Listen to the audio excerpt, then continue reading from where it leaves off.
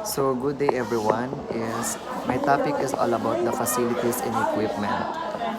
Then ngayon pag-uusapan natin ang table tennis o mas kilalang bilang ping pong. Isa itong sikat na indoor sport na maaaring laruin ng dalawa o apat na manlalaro. Ang larong ito ay nangangailangan ng mabilis na reflex, focus at magandang coordination. Sa presentation na ito ay tatalakayin natin ang mga kagamitan at pasilidad na ginagamit ng table tennis at mga pangunahing rules and mechanics ng and first is facilities and equipment for table and net and playing area.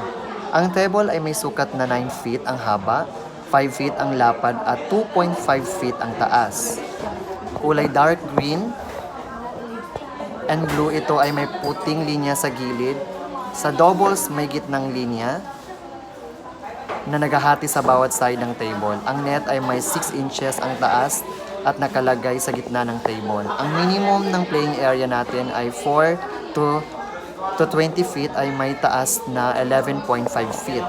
Dapat ang sahig ay matigas at hindi madulas para ligtas ang manlalaro. Then sa paddle and ball naman is so let's proceed to our paddle and ball. Then first is paddle. Ang paddle ay binubuo ng kahoy or blade at rubber covering. Maaaring iba't ibang ang hugis, laki at timbang. Dapat may itim na rubber sa isang side at sa pula at sa kabila. Ang rubber ay maaaring smooth o pimple depende sa style ng player. Then about the ball naman is ang bola ay bilog, may timbang na 2.7 grams at may 40 mm in diameter. Gawa ito sa plastic at karaniwang kulay puti nito or orange. May iba't ibang klaseng ang ball.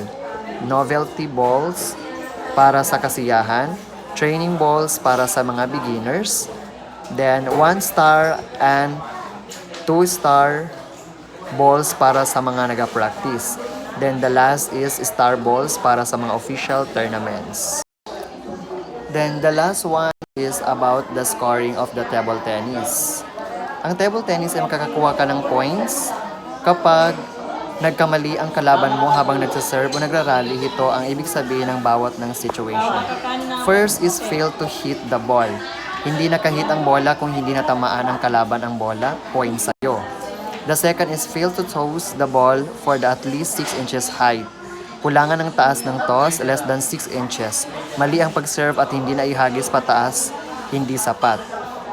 Then the number 3 is toss the ball with a cup hand. Bawal hawakan o kulangin ang bola habang naghahagis. Number 4 is toss the ball starting from the below the level of the playing surface. Dapat above playing surface, hindi ito siya below. Number 5, hinuli ang bola kapag sinalo, hinawakan imbis na ihampas, mali yun. Number 6, tinatago ang bola ng serve, dapat visible ang bola habang nagsaserve. Number 7, inalogo, inusog ang table kapag ginalaw ang table habang laro ito, fault din yun siya. Number 8 is hindi pinadaan ang bola sa net, kailangan tumawid sa kabilang side. Number 9 is hindi tumama sa playing surface, dapat ang bounce mula sa table ng kalaban. Number 10 is volleys ang ball, tinamaan ang bola bago pa tumama sa table, bawal.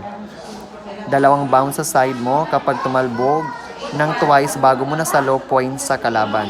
Number 12 is dalawang beses tinamaan ang bola, double hit, bawal yon. Maling turn sa doubles hit, hindi sinugod ang rotation ang tumira.